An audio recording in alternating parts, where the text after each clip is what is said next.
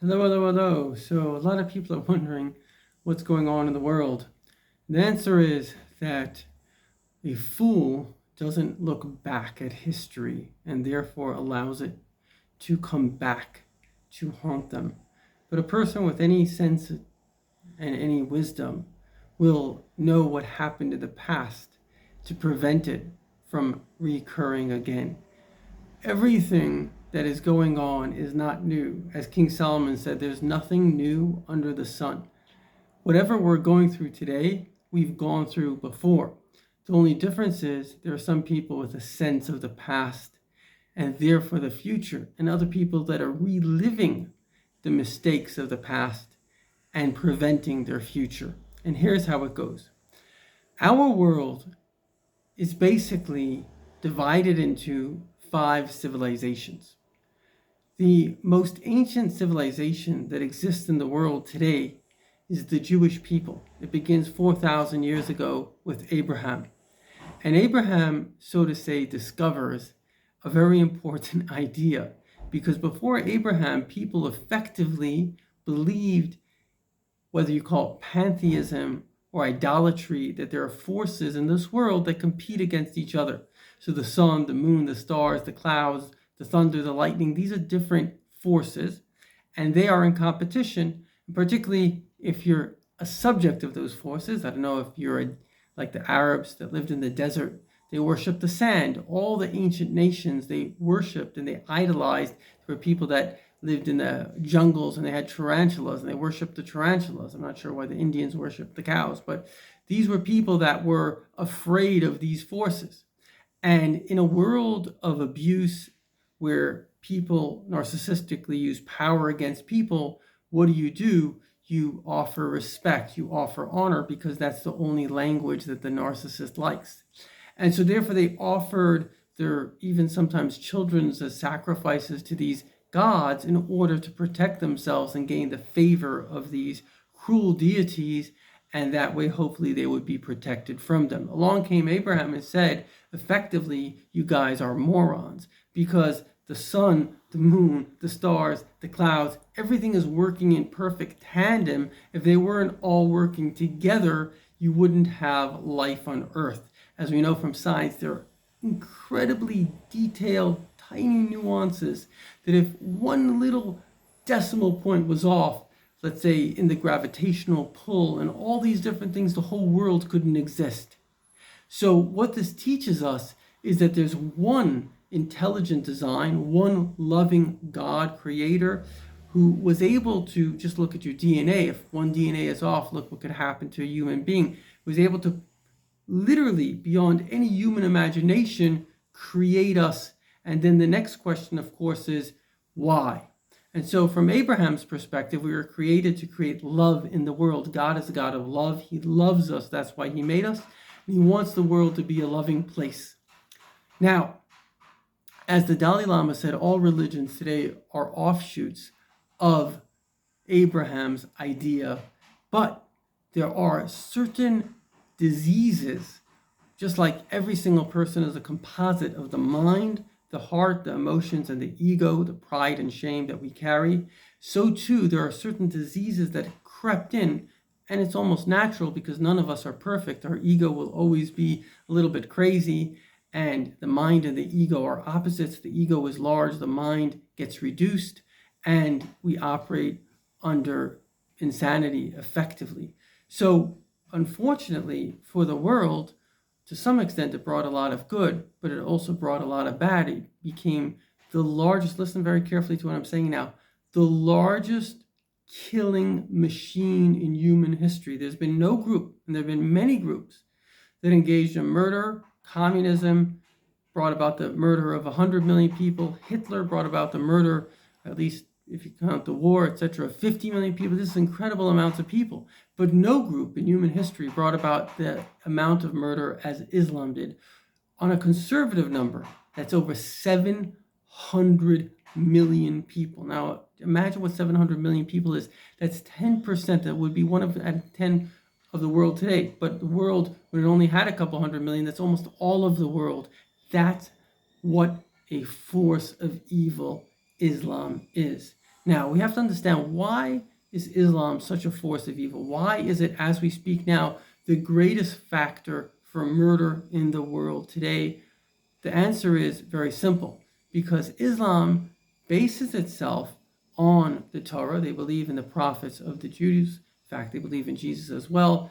And they then say that all those books are mistaken. And the only book you have to look at is the Quran. And this is half a problem, until people actually started to look at the book of the Quran, because they used to say you're not allowed to read the Quran unless in the Arabic. Basically, most people didn't know Arabic, so the imams, their kind of rabbi / priest, would tell them what it says, and they would basically, each one would create a religion which they thought was the religion out of the Quran. Now, when you're creating a religion, you basically probably want to create it in a way of peace. But it turns out that the Quran itself is a document of the life and the times and the calling of Muhammad, the founder of that religion.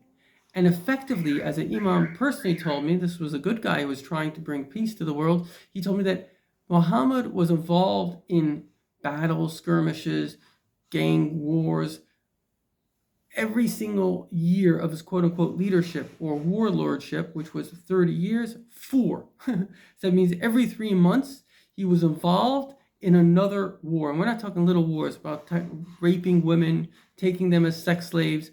If you just look, and this is based on their own sources, there were Jewish, they call it tribes, but families, that they slaughtered the men. Muhammad took the women and he raped them, and he, so to say, as his wives, which is actually a sex slave.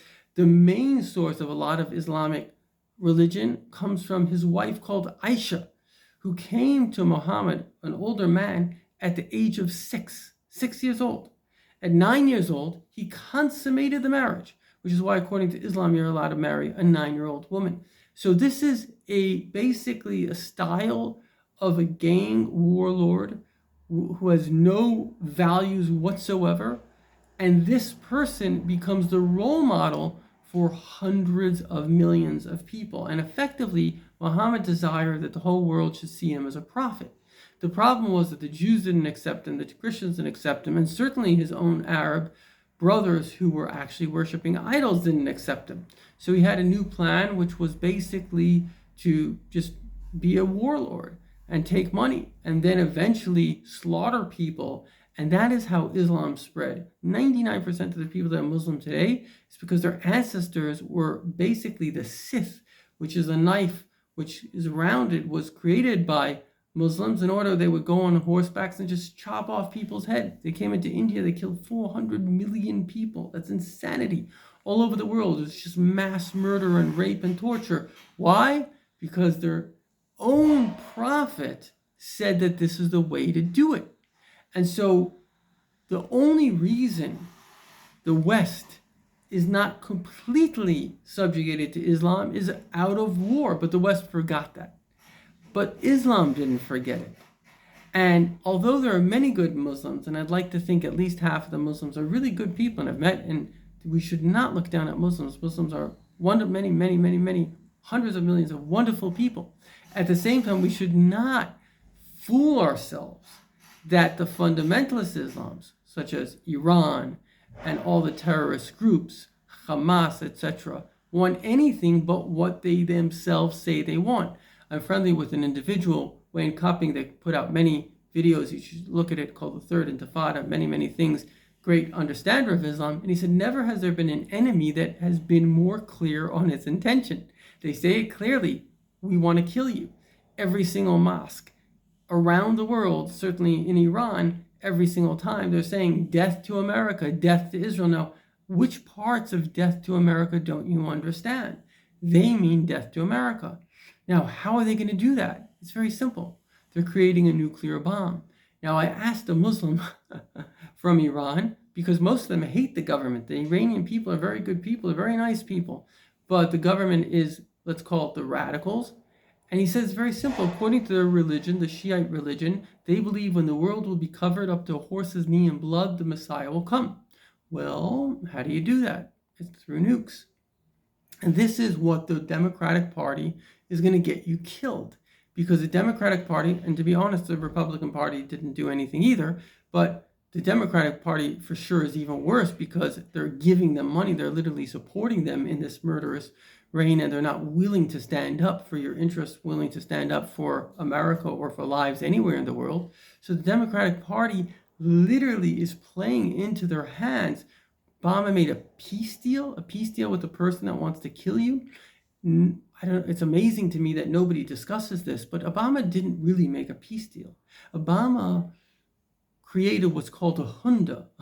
See, according to Islam, you always have to fight a non-Muslim country until you subjugate them and implement Islamic law called Sharia law.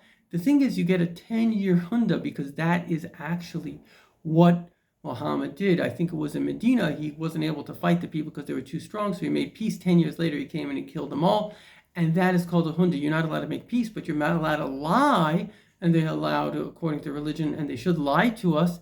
And for 10 years. So who makes a peace deal for 10 years unless you're an Islamic terrorist, which Obama actually sent a message to Iran, which you could look, it's public. He said, we are not going to attack you. In other words, go ahead, make your bombs, kill us all, because we are, not we, he's surreptitiously doing this, just pretending to be against you. And therefore, he did a 10-year deal, which basically expired, and they're working their way towards creating enough bombs to blow you up. It's just that simple. And anybody that votes for the Democratic Party, they basically should kill themselves because that's what they're doing. They're doing worse than killing themselves. They're giving the world, they're giving Iran the ability to wipe out the world. Now, I don't know if anyone else is going to help you, to be perfectly frank. But I want to tell you an ancient medrash, an ancient teaching, and the teaching goes as follows, that in the year that the Mashiach will come, a king of Persia, Persia is Iran, will arise and he will destroy the world. And this is not a joke. Now, I do believe that the Rebbe said that the Jewish people have gone through their suffering and therefore, it won't happen. But certainly if you're a Gentile, certainly if you're a Jew that cares about human life and you vote for the Democratic Party, there's no words to describe the evil that you are doing. Now, just think about what Obama did. He allowed ISIS, a terrible terrorist group. They raped women, gang raped women every single day. Obama gave Hamas, when they were throwing rockets on Israel, $30 million, $50 million respectively. We're talking about people that are giving money to the people that want to kill you. And you're so stupid to vote for them? Are you out of your mind? Do you not see, when Oprah means well, but because I guess Obama's black, so there's nothing more racist than voting somebody because they're black. We vote for people that are good. We don't vote based on skin color. But she introduced him to the world. In 5 minutes, I realized this guy's a scam artist because he was saying, oh, I don't take private planes. And then she says, but you did take this private plane. He says, oh, you're deflecting the question. So the guy's a narcissistic maniac. And people say to me, why are you talking about Obama? Because Obama's running the presidency. Who do you think put Biden into power? Who do you think is getting him out of power? He's running the Democratic Party. So you've got a guy who openly supports terrorism, who openly gives money to the enemies, the people that want to kill you, the people that want to kill and are killing women and gays. And this is the person you're supporting. It's like, in 5 minutes, I realized this guy's a con man. But people that are naive, they cannot realize it because they live in a delusion of comfort. They don't want to get away from their delusion. In fact, there are psychologists that speak about this, and they speak about the fact that what happens is that individuals elect their ego to power. So they look at an egotistical person and they say, oh, wow, that guy represents my greatest ego, and they put him into power. So I just want to conclude. What are the 5 groups that we have today? We have, on one hand, secular people, which effectively are good people. They come from the Judeo-Christian value system, but they have been influenced by decades of Russian disinformation, decades of Arab manipulation, certainly a former president of the United States, and basically they are supporting their own demise, the most stupid people in the world, but you'll never change them because, as a former spy that came out of Russia said, that even if you take a person that's been convinced that Russia is the good one and America is the bad one, you take him to the gulag and he sees what's going on, he won't change his mind because the nature of a human being is to always say, I'm right. But I want to give you a tip that can help you become a sane person, and that is something that the Baal Shem Tov, one of the greatest saints, said based on the Ramban, also one of the greatest saints. He said, if you want to know the truth, In every opinion you have, look at the opposite. So let me take a truth, and I'm going to take a truth. Russia is the greatest light in the world. Okay, now I'm going to take the opposite truth. Russia is the greatest darkness in the world. And now somewhere in between lies the truth. Now you're going to get the truth in. But if you stick to your opinion and you don't challenge it with the opposite, you're never going to get the truth. So I challenge you, take every single one of your opinions and go to the opposite. I'm not even telling you to listen to me. Just go to yourself, go to the opposite and say, what is the truth in between? And the other groups, as we know, is radical Islam, which basically wants to destroy you completely. You have many other religions that are more in the line of the Abrahamic faith, whether it's, of course, Judaism, whether it's normal Christianity, normal Islam. And of course, you have about 1 billion Hindus. I'm not exactly sure what the religion is, but I believe it's a lot more peaceful. You have Buddhists, again, it's a lot more peaceful. And so these are the 5 groups that exist in this world. And truth be told, the writing's on the wall, because nobody is going to address it. Certainly the Democratic Party is going to allow Iran to get that bomb, allow them to kill you, because once they have one, there's nothing you can do about it. And so my suggestion is turn to God, because the only one that can save you is God. And give your life to God, give your life to humanity, go beyond your selfish predilections and desires to just feel good and not feel bad. Literally study the Torah, 613 mitzvahs for the Jews, 7 Noahide laws for the Gentiles. Tell God, I am yours. I'm going to give everything to you, because he is the only one that can save you. I'm friendly with many of the families of the hostages. They're just turning to God. No one's going to save them. No one's going to save you. I hate to say it, but I might as well say it, because you can save yourself by turning 100% to God. This is my version of what's going on in reality. I hope that we all take this to heart, because the ticking bomb is ticking, and only tshuva, only complete turning to God in a way that God's heart will turn to us as much as we turn to him, will save us.